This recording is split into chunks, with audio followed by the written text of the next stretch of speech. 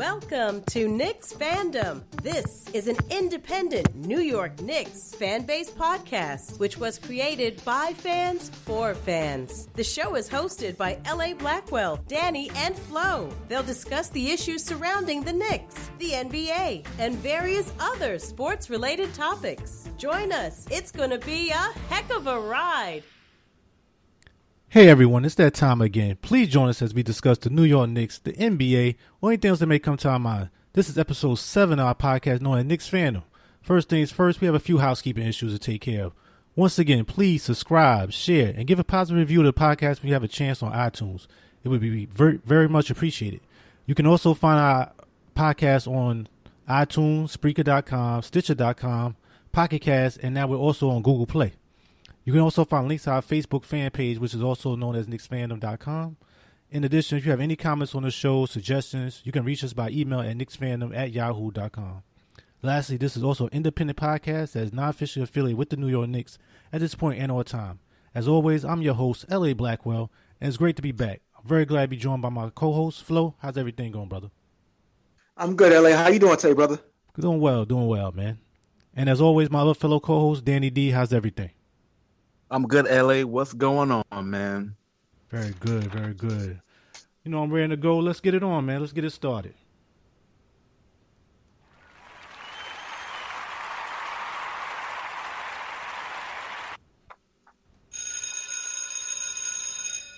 Tip-off. As usual, this is a short segment where we each pick a topic that we've been thinking about and would like to discuss in a group format. The topic may pertain to any NBA or sports-related topic that we may find interesting, and in turn, hopefully you, the listener, will also find interesting. To start us off this week, Danny D, is there anything you'd like to discuss for our tip-off segment? Tip-off segment I got right now. It goes with the Mavs trying to move my man Bogut. Bogut had the chance with the Golden State Warriors to either go to the Mavs or Houston. He decided to go to Mavericks. Right now, the Mavericks are the worst team right now in the league, record-wise. So he only has 1 year left in his contract. So the Mavs all want to trade him. And basically, they're saying they want to trade him before anything goes south. They get him for nothing. So they might trade him to Portland or they might trade him to Boston. They're not too sure about who they're going to trade him for, but those are the two teams that want Bogut right now. How you guys feel about that? I take it first. For the Portland, they've been trying to get a big man. We talked about this last episode, I believe, for a while. So I understand with that. He wasn't that really impressed with Plumlee being a long-term answer. And also for, who's the other team again, Danny D? Boston? The Celtics. Yeah, the Celtics. The Celtics got a lot of draft picks. You know how they go. Definitely. You know, he's been stockpiling Danny Ainge over there. But for them, I think it's a pretty good deal. It sounds like as long as they don't give up too much. I understand they want to move they'll Horford down to a more natural position of power forward. So I understand that it definitely will help them out. What you say about that, Flo? In regards to Andrew Bogut being moved, I mean, for the Mavericks, they're not going nowhere this year. You know, they're slowly losing a lot of games. They'll probably be, they'll probably have to finish with the worst record in the NBA, most likely. You know, it's best to start moving some expiring contracts, Bogut is an asset. He can help a contender. He's got an NBA ring playing with the Golden State Warriors 2 years ago. So definitely he can help a contending team with his defense and with his rebounding. So moving him going to Portland, that helps. Portland's a young team. They need a veteran, so that would help. Him going to Boston takes a lot of pressure off Al Horford. So either way, it's depending on the assets that the other team is moving to get Bogut, it can end up as a win-win for both teams. Definitely, I can see that. Definitely. Well, thanks, Danny D, for that one. Really appreciate that hot topic. How about you, Flo? What's your hot topic for today? I have to be honest with you, LA. I've got a lot of trade rumors, man. A lot of trade rumors. But the first one I like to talk about right now is the Orlando Magic's in the trade rumor will move struggling point guard Elfrid Payton and small forward Jeff Green to the Sacramento Kings for small forward Rudy Gay and shooting guard Ben McLemore. What do you guys think about this trade proposal, gentlemen? Okay. One thing I just thought about. I want to ask your opinion for the last trade with that one, D. I know you brought it up, but I didn't think I asked you about how you felt about it. What did you feel about it overall? Oh, that's cool, man. This overall, it's good. It's a win-win for both teams. If Portland gets a big man, they need it. And Bogut brings experience, and also if he goes to the Celtics, they're gonna be stacked. Isaiah Thomas and have another big man with Al Horford. They can run the table. I just feel bad for the Mags because they're probably not gonna get something in great return. They probably get some draft picks and a couple of young players. But experience-wise, you can't lose Bogut. He's a 7-footer, with experience. Exactly. I definitely see your point with that one. Want to make sure I cover that. Back to your trade flow. The Ben McLemore trade, that's kind of what we brought up before last time too. It seems like that's definitely being shopped around all over the place right now. Like I said, I think previously, like we stated before, it's the type of deal where I understand where they're coming from, and you're just trying to see basically what the best deal you can get for them right now for those pieces. Both teams trying to find themselves at this point. But what you say about Danny D? What you think about that deal overall? It's like equal because you getting Jeff Green and Alfred Payton, who's not things like that. And if I'm Rudy Gay, do I still want to go? I want to go to a playoff team. I don't want to go to another sub 500 team. I really want to go to a playoff team if I'm Rudy Gay because he has the talent to really prove himself on a playoff team. That's where I want to go if you're going to trade me with me. But overall, it's like, it's 50-50. It's like apples and oranges is really, not a big dent, but I can see where they're coming from. It'll be a plus for the Magic, though, because he's more consistent than Jeff Green. Right, I agree. I agree with that one. How about you, Flo? What you think about it? Well, the thing with Orlando, they lost a lot of confidence to Alfred Payton. They love to move him. They don't feel he kind of fit, with this team. They're really in love with one of your favorite point guards, LA, DJ Augustine. They really love him. They trust him. In terms of Alfred Payton, he was supposed to be the future, but at the end of the day, he's not stepping it up. So for me, I think it's a win-win for both teams, to be honest with you. With Orlando, they get themselves, Rudy Gay, who's a scorer, legitimate 20-point scorer. And also Orlando, we're getting Ben McLemore, who I think he's a shooting guard that needs a change of scenery. I think that going to Orlando, the team is young. He's a young player. I think he can develop his skills over there in Orlando. And hopefully with Coach Vogel can develop his talents. In terms of Sacramento, Sacramento has been on the rumor mill for the last 2 years, man. Like I said, we've been hearing every week about trade rumors with Sacramento. Talking about they're going to move DeMarcus Cousins, they're going to move Ben McLemore. Then I heard about DeMarcus Cousins stating that at the end of the day, he doesn't think he's going to get moved. If he's saying that, which that tells me, I think DeMarcus Cousins wants to play out his contract and then walk away as a free agent and probably go to Washington and play with John Wall. That's just my opinion.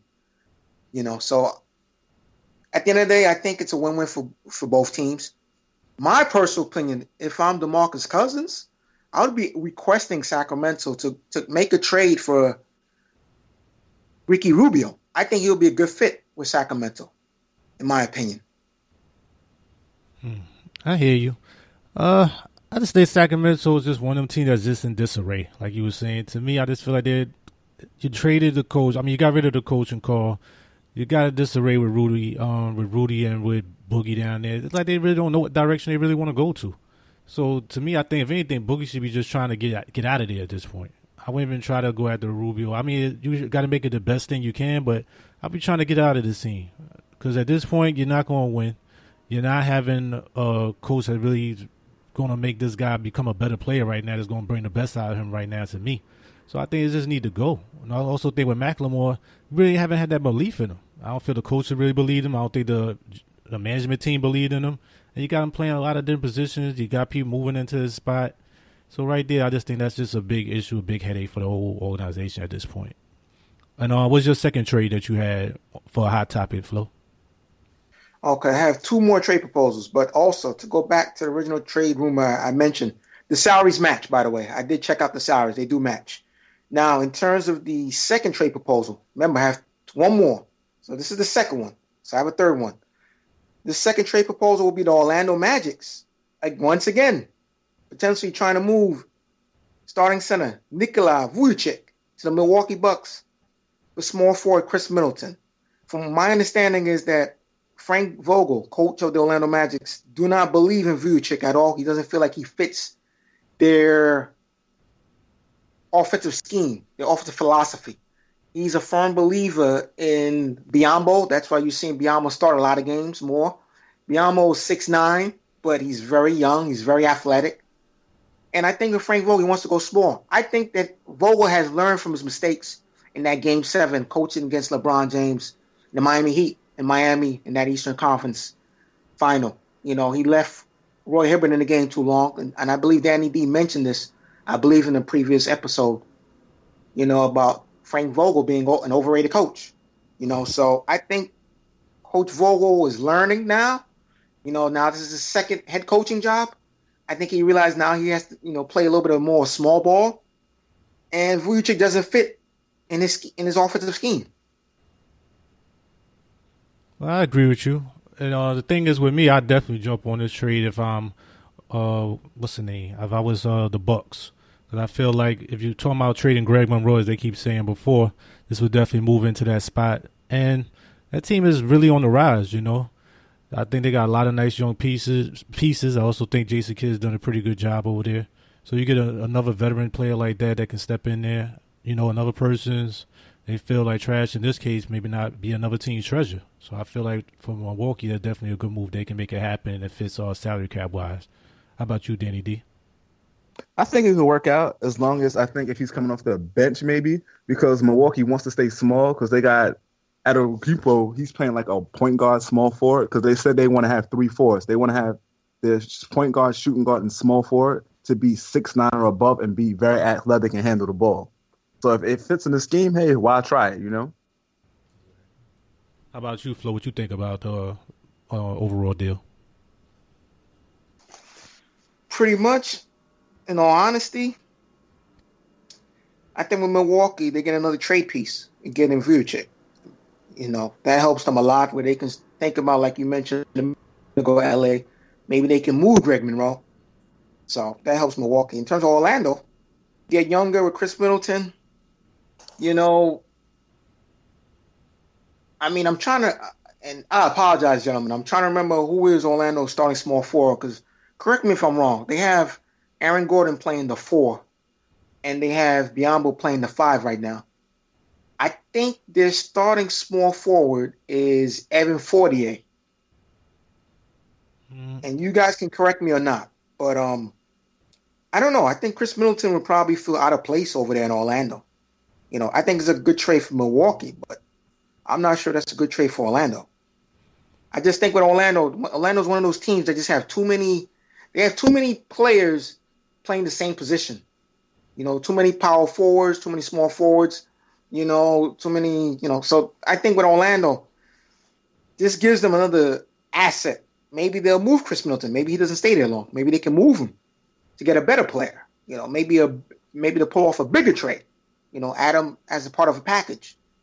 You know, I don't know. I don't think this is a good trade for Orlando. I think it's a better trade for Milwaukee. Well, so we all on the same pathway with that. That's pretty much the forward they have. Fournier. They also use Jeff Green sometimes backup. So that's pretty much the starting lineup, like you stated, Flo. But it's a move, like you said. Orlando's definitely another team trying to find itself, and they also have to be careful because Ibaka is only signed, I believe, for 1 year on this team so far. So if this team doesn't be the team that he thinks it should be, he can easily walk away after this year. So they got to make sure they can put the winning pieces around him. That's fine. Let him come to New York. That's fine. Okay, I'll take him if we can make that work, but I don't know how we would get him salary-wise unless you don't re-sign Rose. But, you know, that's another thing down the road we'll talk about. And what's your third trade proposal, Flo, that you heard about for the hot topic? The final trade proposal that I was hearing was the Philadelphia 76ers actually moving center Nerlens Noel to the Chicago Bulls for power forward Nikola Mirotic. What do you guys think about that trade proposal, gentlemen? By the way, the money matches up, by the way. I'll let you go first, Danny D. For that trade, for Maryland, it'll be a good trade. It'll be a good trade for Philadelphia. They get a outside shooter, because usually we got the the process down there, and you got the other big dude down there, the two centers. So that'd be a good look for Philadelphia. And Chicago, you get a rebound on a block shot and a young center down there to help out. That's a good trade for me.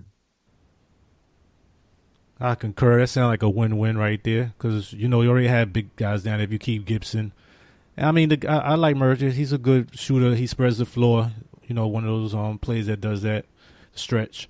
But for the other team, I also see it could benefit them too. Like D just says, too many big guys down there. You got to make a move.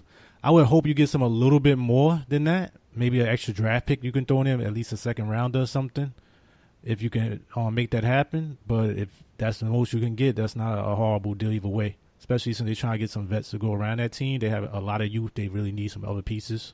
So I can understand that trade. How about you, Flo? To be honest with you, for Chicago, they get a backup center that can get a lot of minutes. Behind of Robin Lopez, who's starting for the Chicago Bulls, former Knick, who's, believe it or not, is actually having a productive season, actually putting up better numbers than Joakim Noah. But I don't want to go in full details with that. But for Philadelphia, like you mentioned, LA, I just think you can get a little bit more than Mirotic. I mean, I think Nerlens Noel is a bona fide weak side defender, great shot blocker, a great rebounder, horrible free throw shooter.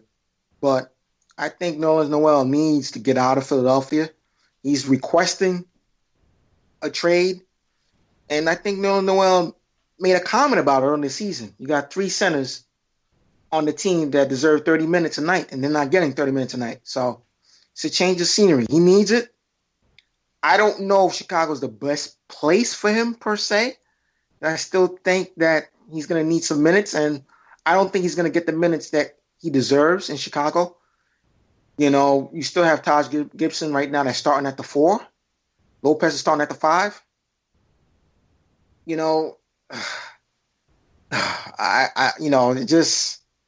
don't know. I just think that salary-wise, the trade will work, but value-wise, I don't like it at all. I really don't like it at all. Okay, that's something to look forward to. Let's see where they go with him because it looks like he's definitely going to get moved. But, you both made interesting points. I understand where both of you coming from. And we just have to see. Just got to wait and see what they can do with it. Lastly, for myself, I'd like to address my hot topic, which is the New York headlines and global news. From what I heard, there have been some trade discussion regarding Marc Gasol and Vince Carter being traded from the Memphis Grizzlies, to the Toronto Raptors for Valanciunas and Terrence Ross, as well as a second-round draft pick. Also, the deal works utilizing the NBA trade machine. And in addition, Toronto is presently in the second place. And another thing was they lost to Cleveland in all 3 of their previous games. So right now you're really seeing teams trying to maneuver themselves down the road for playoffs. You're also hearing the Celtics we spoke about earlier trying to make some moves. So this is a major point regarding playoff potential teams. And just what do you think about this potential trade overall, Danny? So that again, you said it's going to be Marc Gasol and Vince Carter? Yeah, Marc Gasol and Vince Carter being traded from the Grizzlies to the Toronto Raptors for Valanciunas and Terrence Ross, as well as a potential second-round pick. Marc Gasol was still healthy, right? He came back from injury? Yeah, yes. If I'm Toronto, I'm pulling the trigger. Because even though Vince is old, that dude's old, man. He's old. He's about to get a pension, from the NBA. But if you're doing short term, you're trying to do short term, trying to win now, I'm doing it. Just the fact that Marc Gasol puts up the number, he still can play and he still can rebound, things like that. And then also Vince coming off the bench, it might be a better consistent player than Terrence Ross. That's for me. I would take that if I'm Toronto. Now, the other way for Memphis, they're losing anyway, so it doesn't matter. Even with the big money they gave they missed a big shot over there, man. Hey, man. Who's injured too, messing up my damn fantasy basketball once again, man. I tell you, man, this dude here, Mike Conley, man. Oh, man. Horrible you got to think about making potential trades like that when you just gave so much money to one player like that. But we talked about that previously. How about you, Flo? What you think about that? Thanks for that overview, Danny. Appreciate it. Well, believe it or not, Danny D, I got to correct you. Believe it or not, the Memphis Grizzlies is having a good season. Believe it or not. Correct me if I'm wrong, gentlemen. Currently, I believe they have the fifth best record in the Western Conference. I'm gonna confirm that real quick. But I gotta say, but listen, that's every year, man, and they never make it out the first and second round. Exactly, and they still won't. If they do it, and they're not championship contenders. And this is one thing I'm gonna get on about the Knicks as we go along, because I'm saving some venom for them. Oh, we coming for them this podcast. Yes, we are. Because I said at least I'm saying for at least Toronto, they make it to the Eastern Conference Final. Man, Memphis ain't never gonna make it to the Western Conference Final ever. Now with the team they got now, it can't. It's too front loaded with that contract, man. Like you mentioned right now, before, the Grizzlies are 17-8. They 5th overall, Flo. Correct. And they've won 6 in a row, by the way.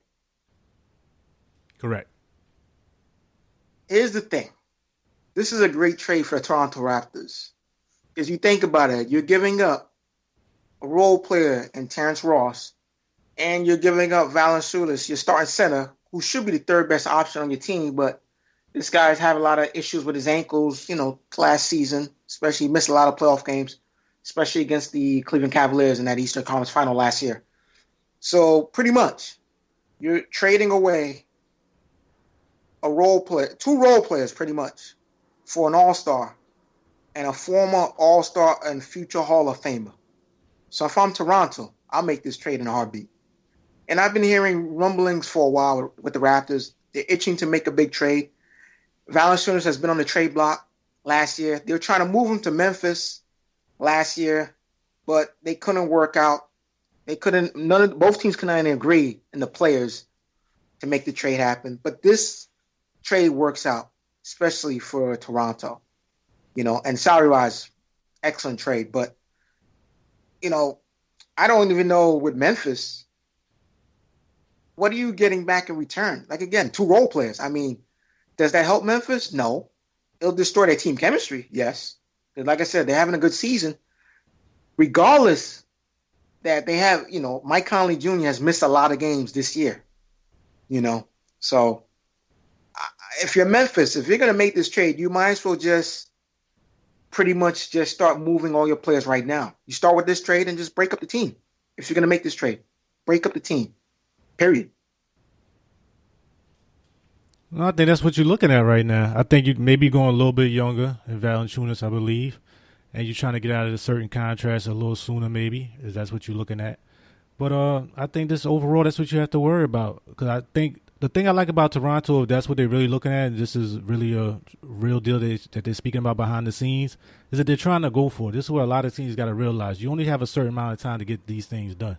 Right now, look at the Clippers. They may be winning, but to me, I feel like unless they do it this year, I don't know where they're going to look at another year from now. You have to make these moves when you can. You won't have this people get, as you see him with Memphis and Conley getting hurt. These players get hurt, and you could be back another year or two. You don't know what's going to happen. So you got 2 solid pieces in Lowry and DeRozan. You get a nice solid piece in Gasol, who you need an inside presence that can score, along with their rookie off the bench type of play they got defensive-wise. They be having pretty much all the pieces you need to make a legitimate run at the Cavs and maybe further. So I'd like the deal overall for them. And like I said, for Memphis, after a while, you have to realize maybe it's time to back it up a little bit and reorganize it. That's the way I look at it. Any other comments you want to make regarding that, Flo or Danny? Nah, I'm good, man. Okay, sounds good. As always, thanks again, fellas. I appreciate your hot topic, and that's the end for that segment. Now it's time for our weekly roundup. The Knicks' past weekly games were as follows. On Sunday, 12-4, they played a home game against the Kings, which they won 106-98. On Tuesday, December 6th, they had an away game, which they won against the Heat, 114-103. On Wednesday, they had a home game against the Cavs, which they lost, 126-94, which we're going to get into that one real good today. And then also they had a away game against the Kings, which they came back and won 103-100. And today they played the Lakers. The Knicks went 3-1 in the previous 4 games since our previous podcast. The Knicks' total record now stands at 13-10. 9-4 at home. If the playoffs started, they would be in 5th place at this moment. Flo, please summarize your thoughts about the most recent games. As usual, we don't go into too many specifics, but how do you feel about where the Knicks are right now? They're looking good right now. Definitely looking good. 3-1 for the week. Very proud of them. They're stepping it up. They still have some things they need to work on defensively, Proud. Well, other than that. Oh, yeah, we're going to get in this, Flo. Go ahead, Flo. Other than that, man, very good week for this Knicks team. Good week. Good week. I predicted them to lose to Cleveland. So that was a surprise. That's not a surprise at all. Good week overall by the Knicks. Good week. All right. Thank you, Flo. How about you, Danny D? Same thing, man. Like my man Flo said, they beating the teams they supposed to beat. They took an L. They got an L with Cleveland. It was a bad L, but they beating the teams they supposed to beat. 3-1, 5th seed. I'm okay with that. Okay. I feel totally different right now about these Knicks team. I've been Mr. Optimistic, Mr. Early. Right now, that Cleveland game showed me a lot of warts on this team. I'm not happy about where they're at all right now.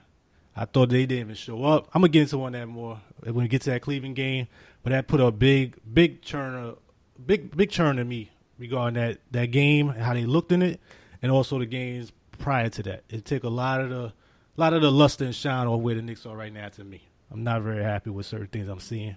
But we'll get into that in that Pacific game and to see if it's a game or if it's going to be a trend. But for the first game regarding the Kings, Danny D, you want to go first with that one? See how you felt about that first game, which they won 106-98. Anything stand out with that game? Only thing that stand out, they had a 21-point lead.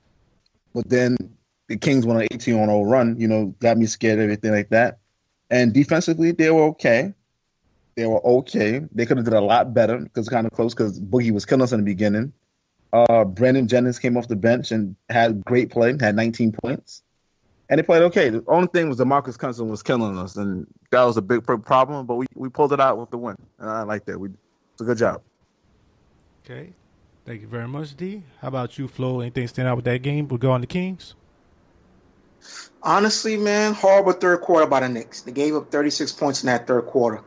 Other than that, man, they played excellent defense, in the first half and that fourth quarter. The Knicks made 11 3-pointers. They out-rebounded the Kings 58-50. The Knicks had 9 blocks. The Kings had 5 blocks. The Knicks had 20 assists. The Kings had 18 assists. Kyle O'Quinn had 9 rebounds, 4 blocks. Porzingis had 14 rebounds and 4 blocks. Derrick Rose shot 9 of 14 from the field, 20 points, 6 assists, 6 rebounds. And Brandon Jennings, 19 points, 5 of 7 from the field, 2 of 4 from the three-point line, and 7 of 7 at the free throw line. Once again, the Knicks looked good with the exception of that third quarter where they gave up 36 points, but all in all, a quality win for them. They deserve it. Great job. Okay, thank you, Flo. Appreciate it. I definitely agree with both of y'all. But they played well. They kept the Kings to, I think, 31% field goals. They did well with the blocks. I think they had double digits in that. They looked good overall. Everybody pretty much played well. I think only thing Porzingis didn't shoot that ball well, that great. But he had a double-digit rebound, so that more than made up for it. Very good win overall. Can't really complain. I thought, a trend of more things to come.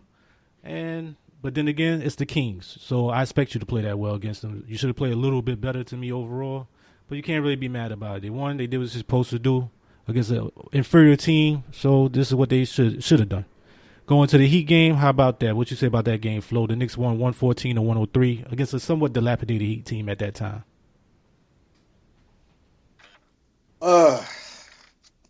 Watching that game, I had an issue with the Knicks. And the biggest issue I had with them, the Knicks play down to the level of competition. This is a Miami Heat team that's rebuilding. They're not going nowhere.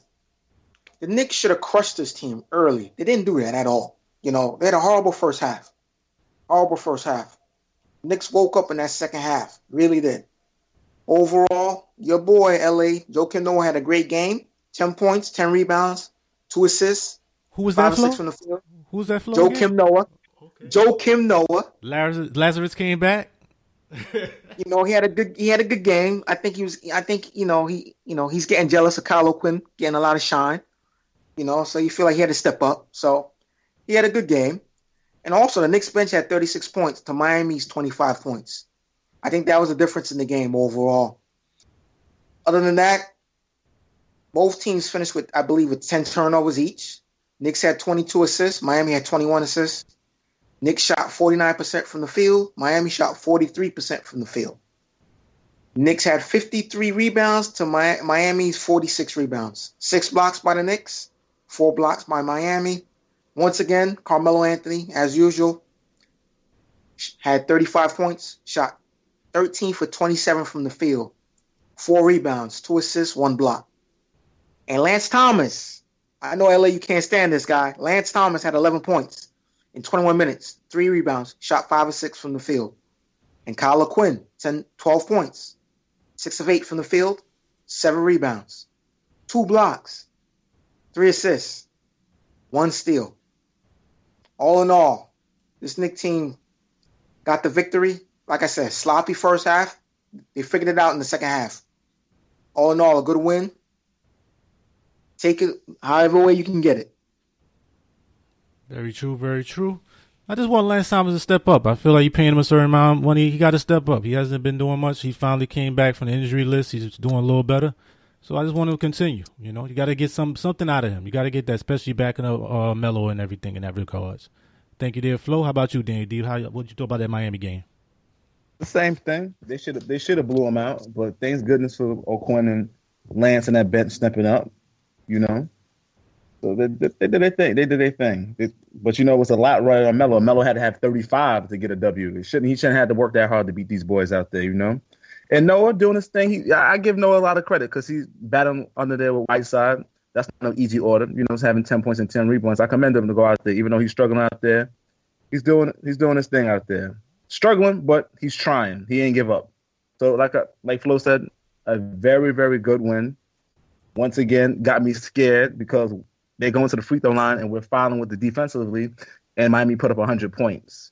So defensively we got to clutch down on these guys. 114 and 103. It was still a little bit too high of a score for the Miami Heat because they didn't have nobody to score 103 points.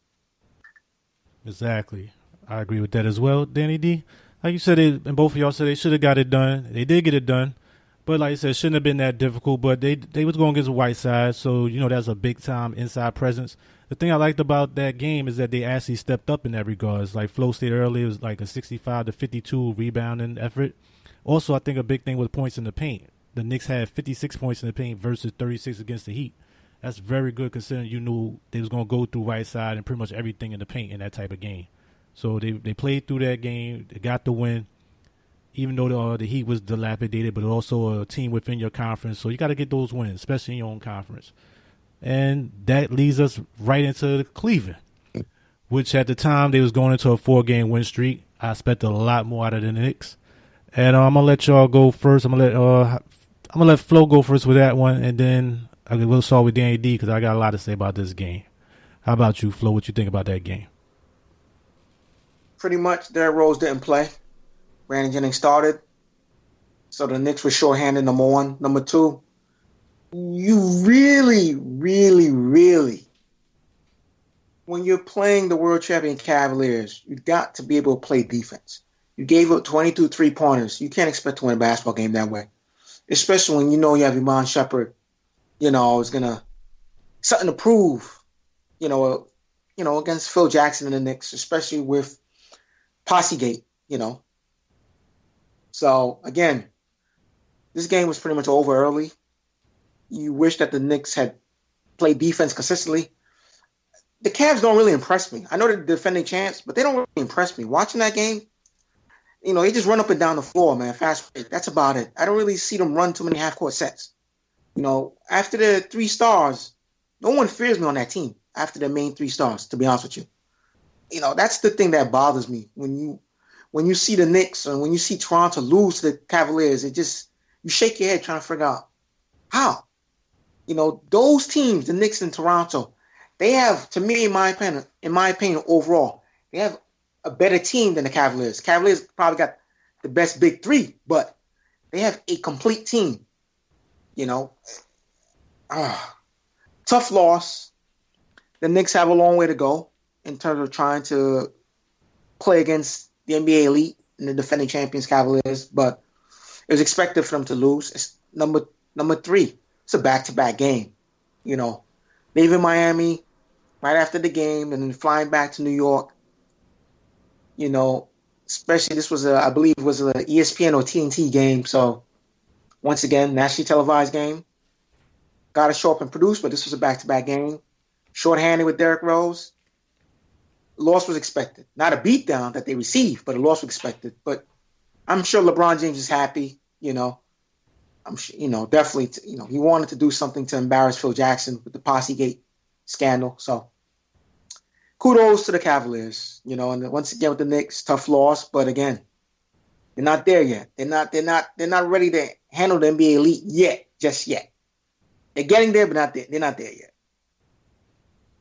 All right, Flo. Danny D, how do you feel about this loss against the Cleveland Cavaliers? Man, we got spanked out there, man. They was letting the rain let it clear out, man. They was dropping threes on us, brother. Had 22 threes. They didn't know what was going on out there. Defensively, it was horrible. And offensively, it was horrible, too. When Brandon Jennings is your leading scorer, we in trouble. He had 16. That was it. And Courtney Lee's 15. Nobody else showed up. National televised game. These dudes was joking, playing around with us. It was embarrassing, but, what can you do? Melo got to step up and things like that. Defensively, I don't know what he was doing. They just ran. They had Tristan. Tristan had 20 rebounds. So Tristan just rebounding the ball all day. And you had the 4 forwards out there just shooting threes. You had Kevin Love shooting threes. LeBron going to the basket, catching N1s. And they went to the foul line more than us. It was a horrible game. But we got to chop it up, take the L, and try to move on. All right, Danny D, thank you. And I'm going to go in a little bit different. This is my little vent right now. I was very disappointed. Let me set it up for you. They walked in there with a 4-game win streak. They also talking about this is back-to-back. I don't want to hear that. I don't want to hear it. You played the game. You were out there. We didn't hear back-to-back with MJ. You didn't hear that with Kobe. You're not even hear that with LeBron. So I don't want to hear that with the Knicks. You got one game to play, and you got to show up against the champs in your home. You don't lose like that in your home. I'm sorry. That just doesn't happen. Not like that. Not in MSG, what you call the Mecca. Not in those things of that nature. So to me, I don't see how you can do that. Not even show you. They said Derrick Rose didn't show up. The Knicks didn't show up. Overall, they didn't show up. I was just disappointed. And you just got blown out. One thing to lose is another thing to get blown out. They got blown out at home. This is a team that hasn't won a championship in 43 years. You got to remember that. 1973. And to play like that against the Cleveland Cavaliers, who blew you out the first game of the season when you saw them get their rings and you saw their championship banner go up in the Raptors, and you see LeBron running around, smiling and joking, and seeing this and jumping, everybody's pumped up, and you don't even show up. You can't even get up and just do something because it's back-to-back against the Cleveland Cavaliers, who came in there and you knew they was going to come in there because of the Phil Jackson situation. And you just laid down. And then at the end, you got LeBron playing water bottle games on your own home floor court. I mean, come on, man. This is guy sliding on the court while the game is going around, while the game is still on. He's sliding on the court like it's a baseball pad. And this is just one game loss. You just tainted every of them games that you won in the last few games of me. I could care less if you lost 3 of them games and you showed up in here and got close. And actually showed them, like, this is something to really contend with. Right now, you showing like you're a pretender on some level. Very disappointed in Knicks in that.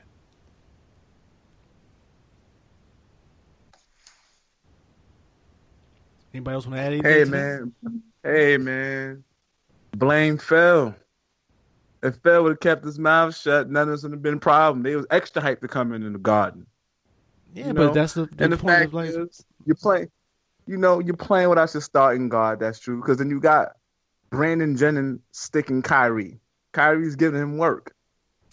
Those half and half. I understand where you're coming from, but the thing with the bottle too, if the game was close, LeBron wouldn't have been on the bench playing with the water bottles. Exactly. But I'm saying you can't say that after the game, and then I hit him in the locker room talking about, oh, it's just one game, it's one thing, we didn't show up. No, not against Cleveland, not against the reigning champs. In home. You don't let people do that in home. This has been the Knicks' one big thing. They've been winning games at home. That's been a big, big thing they've been laying their hat on. And not to show up like that against Cleveland of all teams, and just seeing the way he was acting and them flipping about, I was just disgusted by it. Overall, be real with it. I really was disgusted by that, and just the attitude they had out there was very. I just didn't. As a Knicks fan, and you want the fans to be pumped up. They always say, "Oh, pump up the fans. Let's hear it." Give us a reason to be pumped up. Don't just be pumped up when you playing against these lowly Kings and those type of teams. That means nothing at this point. You should beat them. You should beat the T-Wolves. I want to see you show up against these guys. And for the fans to be more upset than they were, I don't understand it. Not at all. How about you, Flo? To be honest with you, LA, I got a question for you. Where was Joakim Noah? Isn't this the guy that's supposed to give you energy for $72 million? Can you answer that question for me? Where was he in this game? He was missing the action. Thompson, I hear you. 20 rebounds. Right there with Carmelo. Right there with Porzingis. They was all missing the action. That's Porzingis 5-15, Melo 4-9, Noah 2-3. These guys didn't show up. It was a horrible thing because Kaminsky 1-5. Like my man Flo said, Porzingis ain't getting paid $72 million. Is that right, Flo? Exactly.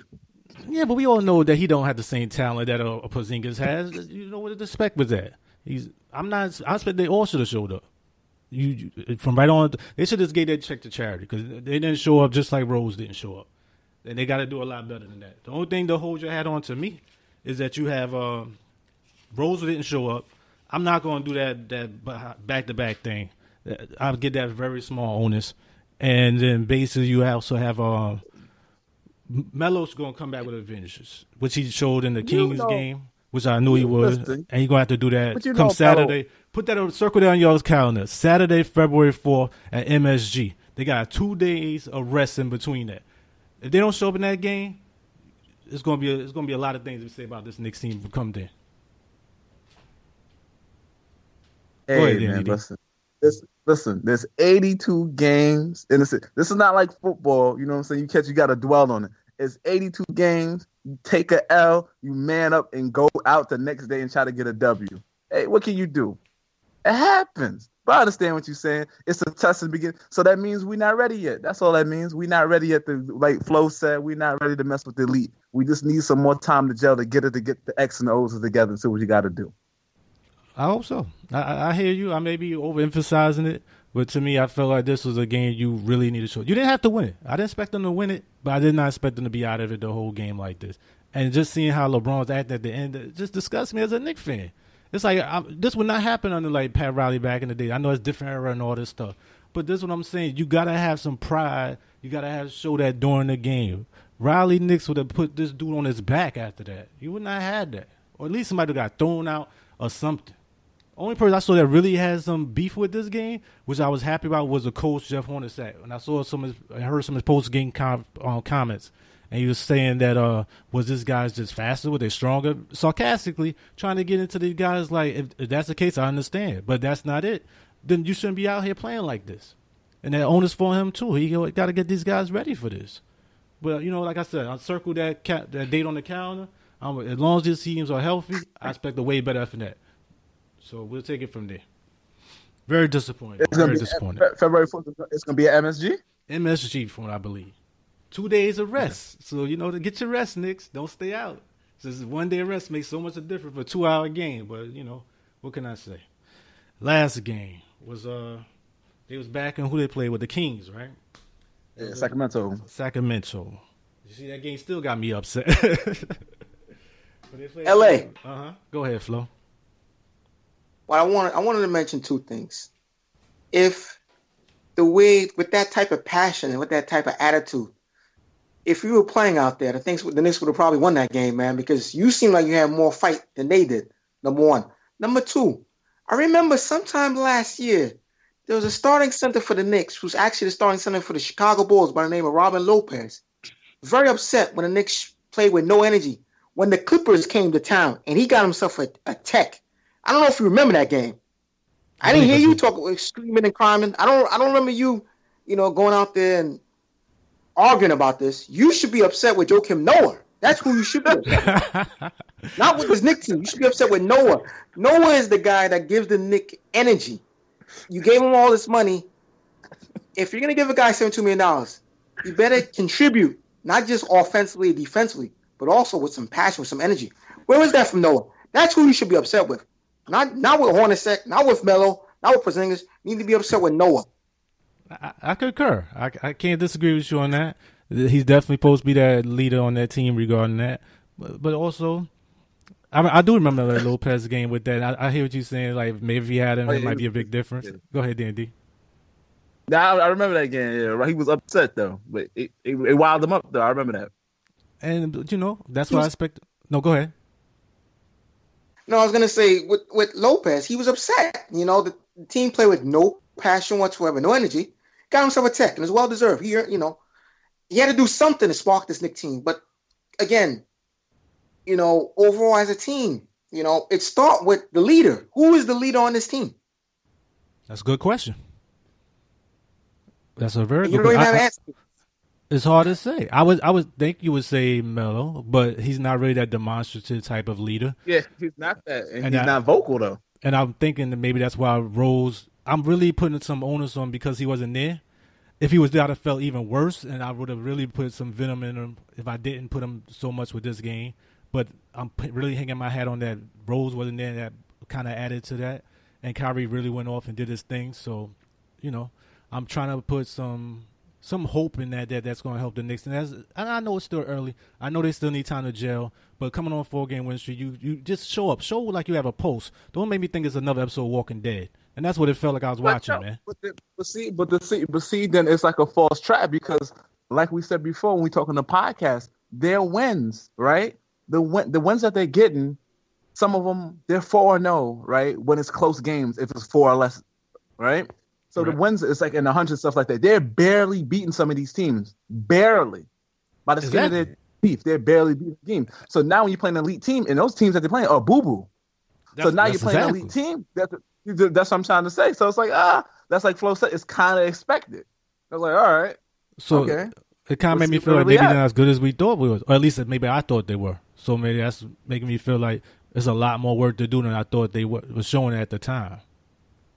So that's why it was a big disappointment to me in that regards. If they're not as good as I thought they were at least, then it's where are they really going to be by the end of the season? If it's that much of a gap between them and Cleveland and Toronto's of the world, then how they going to go against Cleveland, Toronto's, potentially the Spurs or Golden State and any of those type of teams? If you only playing for 5th or 6th, 7th, 8th seed, and that's what you really think will be kind of in playoff time, then it kind of defeats the whole purpose of a lot of things I'm looking at down the road.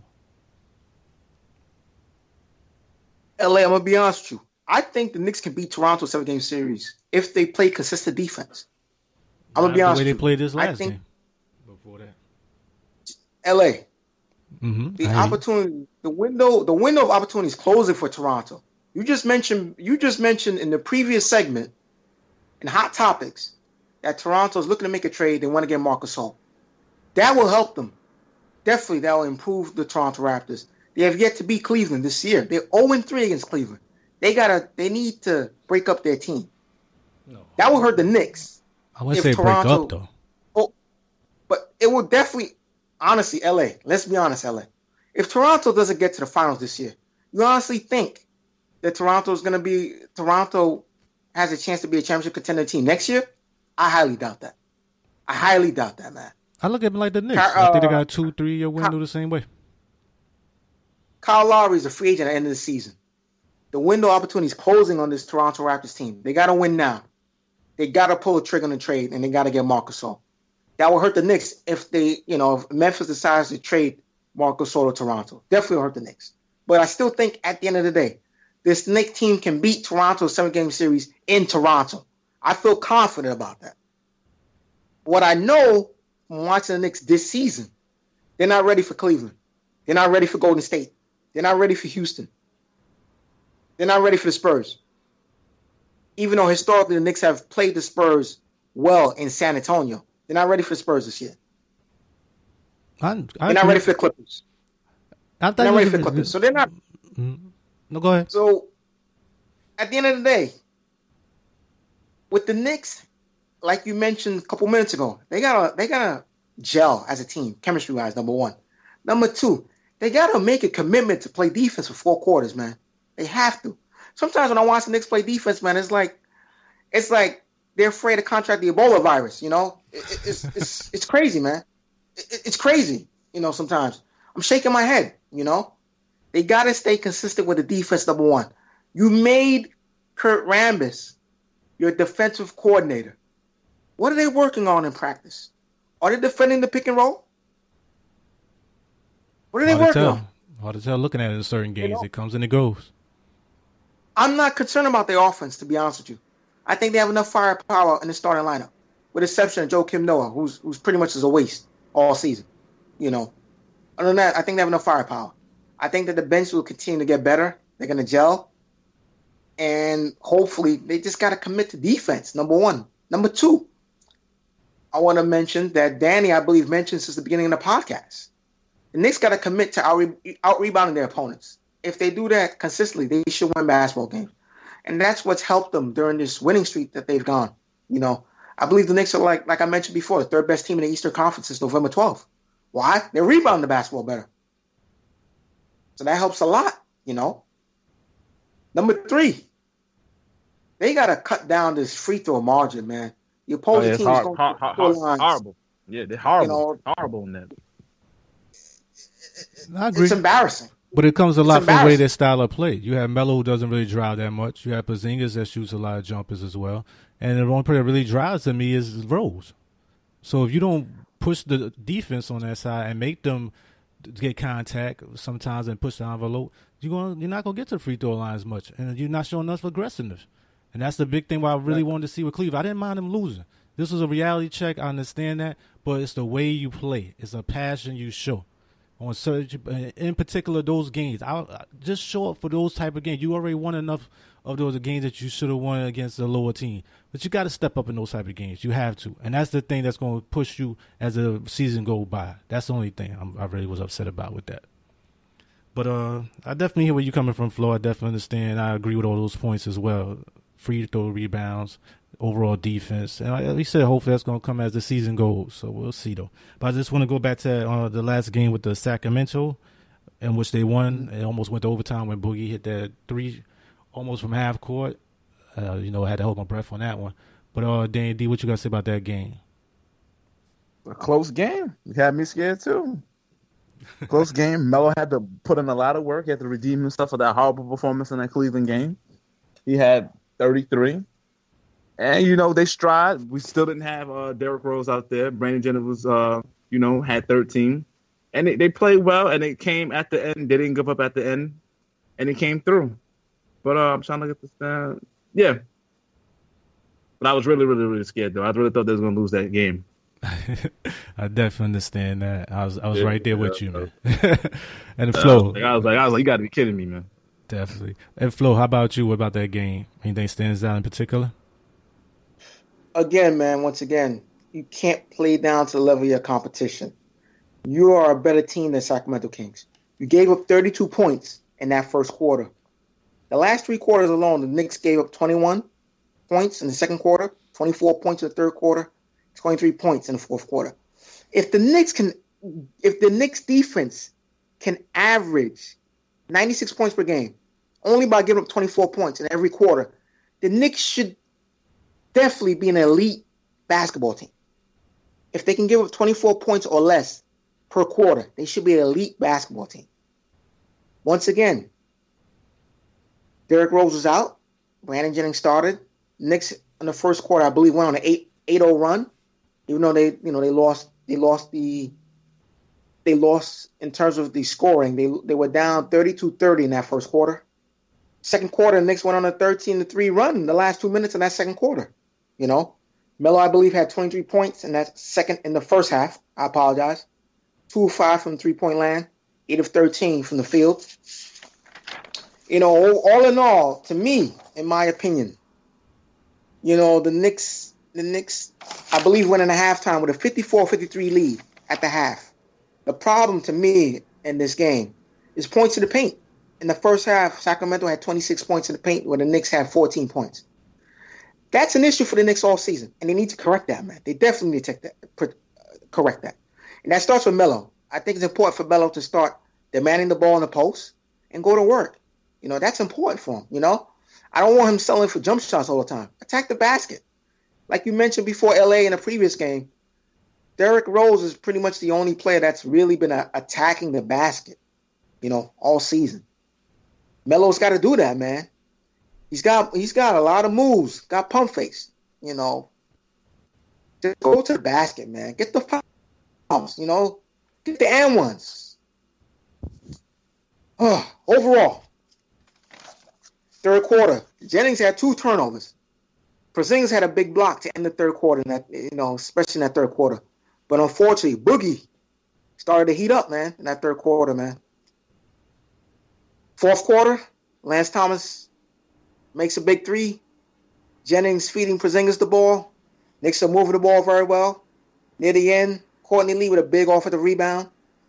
And L.A., I'm going to take my hats off to Joakim Noah, man. He gave the Knicks the lead with 2 big free throws, man. Give the Knicks a 99-98 lead, man. Kudos to Joakim Noah. He better appreciate his kudos here because he's not going to get too many from me. 9 boards as well. Not the greatest game, but playing just Boogie. Boogie's going to do his thing. He's fantastic out there. What can I say? Yeah, but he played good defense against Boogie, forcing Boogie to take a bad shot in that fourth quarter, Also, Porzingis with a big rebound with Courtney Lee, like I mentioned. But what hurt us, Melo missed 2 big free throws near the end. That kind of gave Sacramento some life. They gave Sacramento some life, But all in all, a win for the Knicks. Wasn't pretty. Noah played good defense on Noah. I apologize. Noah played good defense on Boogie in that fourth quarter, and the Knicks found a way to get the job done. Wasn't pretty, but a win is a win. We'll take it, Okay. I concur with a lot of that, what you said, Flo. But to me, it came down to, it was all about Melo this game. I really just want to see him bounce back. I'm a big defender of Melo a lot of times. And I really wanted to see him step up because going into the game, you had a lot of stuff with the Cleveland loss, which was horrible. And you also had the Phil Jackson situation that came out again. But this time Phil was in the interview and I'm just not doing full quoting, but basically said that Melo was holding the ball too long, more than 2-second rule, which they have, and he could be like Michael Jordan, Kobe, if he just passes the ball a little quicker, doesn't hold for more than 2 seconds. And Melo was upset about that during a post-game interview. And I understand where Melo comes from. It's like I just have a good games before this. A little bit of a big reason why they did win, and it's like why my name keep coming up. It's like if you had the issue with me, do it behind closed doors. You don't have to do that in the press at this point. There was no reason to. And all this was going on going into this game. And Melo stepped up, and this is what I expect him to do. So I'm not going to get too much on the free throw because without Melo, they would have lost this game. Nobody really else stepped up. Porzingis didn't really have a great game, 6 of 19. I mean, he did 10 boards, 17, but shooting-wise wasn't the greatest. But Melo did his thing, 33 points, 12 or 14 free throws, 7 boards, 4 assists. Not much more I can ask when they ain't got the win. So to me, that's the main thing. You want to see the Knicks bounce back and win after that horrific Cleveland loss. And you also want to see them play well going on with the internal situations. But that's it in regards to the weekly roundup. And I just want to go into our regular topic known as NBA honorable mentions. Yay! And I want to start with Danny D. Do you have any NBA honorable mentions you'd like to speak about right now? My honorable mention is going to go out to Christopher Emmanuel Paul, a.k.a. CP3, for the first player in 32 years to have 20 points and 20 assists and no turnovers in a win over New Orleans. Big up to CP3. Thank you very much, Danny D. That's very solid numbers. And how about you, Flo? Who's your honorable mention for the week? LA, definitely. I have 2 honorable mentions. I have 2 honorable mentions for the week.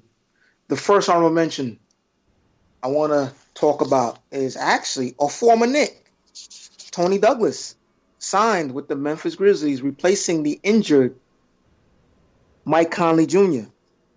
First game, leading the Memphis Grizzlies to an 88-86 win against the Portland Trailblazers. Tony Douglas had 11 points in 26 minutes, 4-4 from the free throw line, 3 of 6 from the field, 3 assists, 0 turnovers. But keep in mind, he had the game-winning free throws. Fouled by my man, Damian Lillard, fouled him. So all in all, good week for Tony Douglas. Newly signed with the Memphis Grizzlies, 11 points in 26 minutes. And the go-ahead game-winning free throws, giving the Memphis Grizzlies an 88-86 win over the Portland Trail Blazers in Memphis. Okay, Flo. And how's about your second one? The second one, I definitely got to mention Patrick Beverley. Playing great defense against the Oklahoma City, leading the Rockets to a 102-99 victory over the Oklahoma City Thunder OKC. Patrick Beverley. Well, everyone knew that with the game on the line, Russ Westbrook is going to get the ball. My man, Mr. Patrick Beverley, forcing Westbrook to take an air ball three-pointer at the buzzer.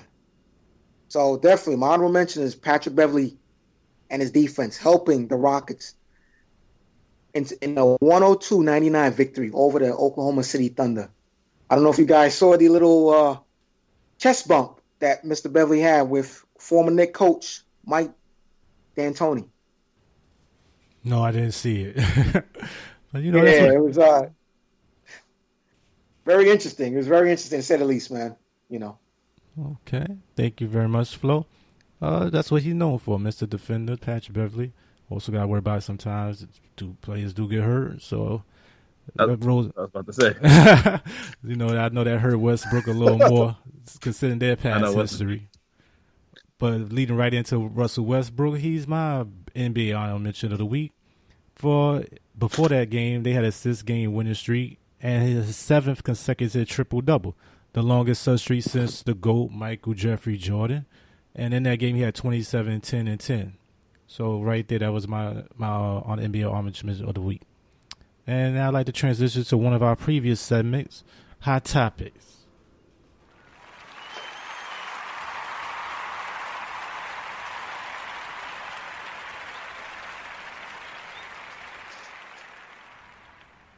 In regards to our hot topics today, we're just asking us pretty much a simple question regarding who are the top 5 NBA stars that are presently in the NBA at this present time. And regarding these factors, we'll talk about some talent factor, consistency, age. Do they make other players better? Also, the multi-dimensional player, offense and defense, profitability-wise for the team, and basically the amount of championships they have. So all these things went into the factors about who we pick as our top 5 players. Let's start with you, Danny D. Who's your top 5 player in the NBA at this present time? At this present time, my top 5, it's no particular order. So I got Russell Westbrook, the triple-double machine out there for Oklahoma. I got my main man, LeBron James. I'm going with Kawhi Leonard from the Spurs. I'm putting Carmelo Anthony out there. Got to put my man Melo out there. Deserves a spot up there. And I'm going to go with, it's a tough one, my last one. I was really confused for this last one. I was leaning towards Anthony Davis or Cat. And I might have to go with Cat because Cat right now is a little bit more healthier. So I went with Karl Anthony Towns out of Minnesota for my 5 right now. Okay. Can you say your 5 one more time, Danny? Just want to compare him. I got Russell Westbrook, LeBron James, Kawhi Leonard. I put Melo, and I put Cat over Anthony Davis. Karl Anthony Towns. Okay. Thank you very much. And we'll get into that in a little more detail. How about you, Flo? Who's your top 5 on your list? This was a great question. I know this is a topic that we discussed in the production meeting in LA, one of my favorite topics. But number 1, I got to go with LeBron James. Number 2, Kevin Durant. Number 3, Stephen Curry. Number 4, Kawhi Leonard. And number 5, I was debating back and forth, but I had to go with Chris Paul over Russell Westbrook. Oh, okay, Chris Paul. We got some different lists comparing them. We'll go over it a little bit. Oh, the 5 would mess it up for me too. I was kind of flipping the 4th and 5th. I'm still not quite sure. But for my top one, it's got to be LeBron James again, as everyone stated. LeBron James. LeBron James. For my number 2, not really in a particular order though, Kawhi Leonard. For my number 3, it'd be Russell Westbrook. And for number 4, it was a tough one, but I had to go with right now. I still had to pick a Kevin Durant somewhere. I had to go with that right now. And number 5, I was leaning back and forth. I wasn't quite sure if I wanted to go with Karl Anthony Towns, Anthony Davis, or Stephen Curry. Right now, I had to go with Stephen Curry, 2-time MVP. This is a player that's doing a lot of things that the players can't do on a certain level. But when you talk about the overall player from different sides, defensive as well as offensive, then it makes me kind of lean more toward Anthony Davis if he could stay healthy. But right there, that's my list right now. Let me see. Does any player really stand out that we feel like shouldn't be on this list? Does anybody stand Stephen Curry. What's your main reason for that, Dan D? The only reason I say for Stephen Curry, he's not a two-way player. He don't play defense. And then with the Mavs, like you said, he has a lot of other great players to help him out. Like Clay had 60 in 29 minutes. If another player, like say if Melo had somebody like that, had 60 in 29 minutes, he would be on that because he opened up. That's just me personally. That's why I didn't put him on my top 5. I hear you. I can't argue with that. I'm a big defensive player. Regarding the players who are like being both sides of the ball. But it also does something that a lot of players don't do, you know. He shoot from so far out. He changes the whole defense on other teams. But it's only 3 points, though. Yeah, but that's the way the game is changing right now with certain things, you know. And it seems like it's going more and more down that direction. Because LA and Flau, if that was the case, I would put Draymond over Stephen. Because I think Draymond facilitates more than Steph does. I'm just as I say, playing defensively and making other people better on the team. No, that's why you're here for a discussion. You know, only thing I don't like Draymond, he's not consistent enough, and he's a head case. To me, I feel like he's way too inconsistent with that regards. I would not put him in that top. No, I'm just saying over Stephen. Over Steph. No, I hear you, but I just feel like overall, if you put Draymond on another team, he's not going to have the same impact that a Stephen Curry would. Like you put Stephen Curry with Clay or Anthony Davis, it's going to be lights out with that type of thing. I don't think you're going to get that same impact with Draymond Green. And regarding talent factor, there's any players that you feel really stand out over the rest of? For me, I was looking at Westbrook and LeBron with that. I felt like also with Karl Anthony Towns, I think those players, what you look at like the top 5 players, offensive wise, talent wise, they really stand out over the other players. How about you, Flo? What you think about that? I'm a big fan of Kawhi Leonard because he's improved offensively. When Kawhi Leonard came into the league, he was more known as a defensive player. But with a lot of nurturing and developing from Coach Greg Popovich and a lot of the other star players on that San Antonio Spurs team, Tony Parker, Manu Ginobili, Tim Duncan, pushing Kawhi Leonard to take control of this team and be that leader. He's definitely is an all-star in my opinion. He's become a consistent scorer. His numbers have improved every year offensively. He's always in the NBA top defensive team. He's got 1 championship ring. He's 25 years old. He's going to keep getting better and better. The sky's the limit for this kid, man. You know, so that's the one player that stands out for me on my list, Kawhi Leonard. Okay, thank you, Flo. I agree with that. He's like my 3rd best. And I had him but 2nd, matter of fact. And he's reminded me of LeBron with that. You know, he's one to play that can play a lot of different positions, especially defensively. So in that respect, I definitely could see why he's one of the top players in the game at this point. But I also think one thing I want to look at, just talk about like the profitability and the league impact. I think when I look at LeBron James when he came back to Cleveland, a lot of people talking about how he's really helped with this situation, helping with the overall sales with Cleveland and it's their players, excuse me, and the management, because they're staying long in the playoffs, is making a big difference in the economy. Also, you look at the people that watch the NBA. Those things definitely has an effect on overall product. Any players you would think really stand out in that regard, Danny D? The only reason that was top 5, maybe, because with that you have to have the personality too to go with the off court. You know what I'm saying? It has to be on the court and off the court. That has to be personable to do that. In the top 5, it would probably be Russell Westbrook, and this was the fashion wise and commercial wise. He can sell himself, and also, but he signed to stay in Oklahoma City to go to like a bigger market. Because sometimes with the teams, if it's a bigger market, to get the exposure, to get the exposure, be like that. And that's what I said for Kawhi Leonard, and we half and half because he's a quiet dude, man. That dude doesn't. I hardly hear that guy speak, man. He speaks like 5 words. Very true. But he does always talking on the court. So I believe in that respect. And I just think that's the thing that really separates these 5 players we talked about, 5 or 6, depending on our list, is a consistency factor. I think all these players, for the most part, have been very consistent, especially the last couple of years. And that's the thing that separates the winning team from the losing teams,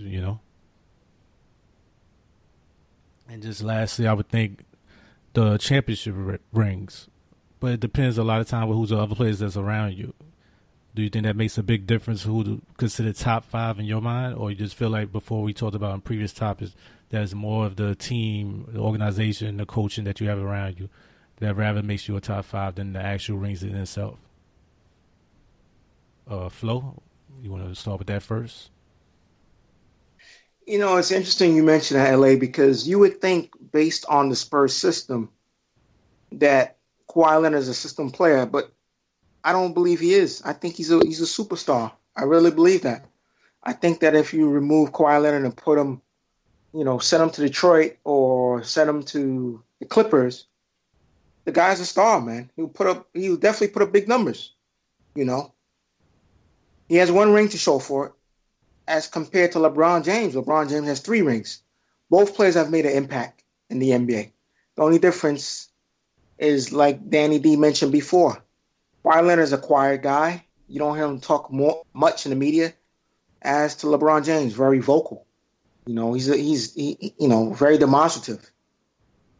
Not only is he not only leads on the floor, but he leads by example. As for Kawhi Leonard, he just leads. He leads on the court. I understand. I have to concur. That's just why we brought up this question, because we just wanted to see it. Maybe the listeners thought it was different in regarding who has a real impact, regarding who's your top 5, whether you look at talent, consistency, the team play, do they make other players better, the championship rings, all these things go into it. But do you want to have any final thoughts on this hot topic? Okay.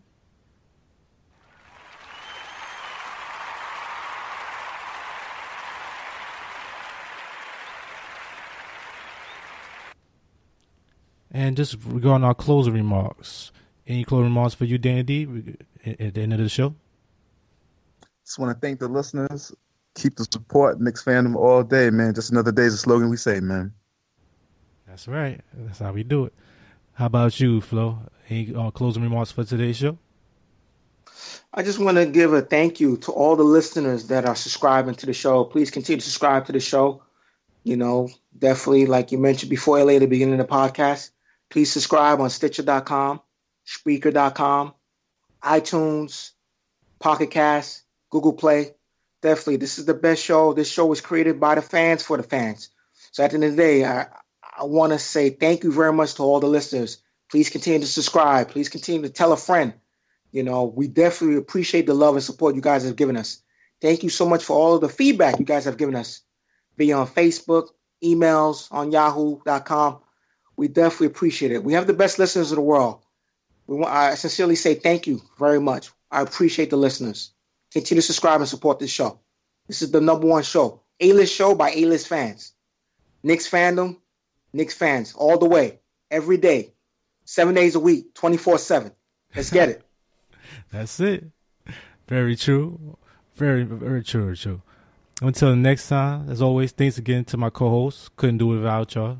As always, we want to thank our loyal listeners. Please keep listening as everyone suggested. Subscribe and sharing the content. Let other people know that this show is going out there. We always constantly trying to improve. If you want to comment or anything like that, let us know about the show. Just let us know at Knicksfandom@yahoo.com. Hope you enjoy the show. Have a great week, everybody. And take care. See ya. Peace.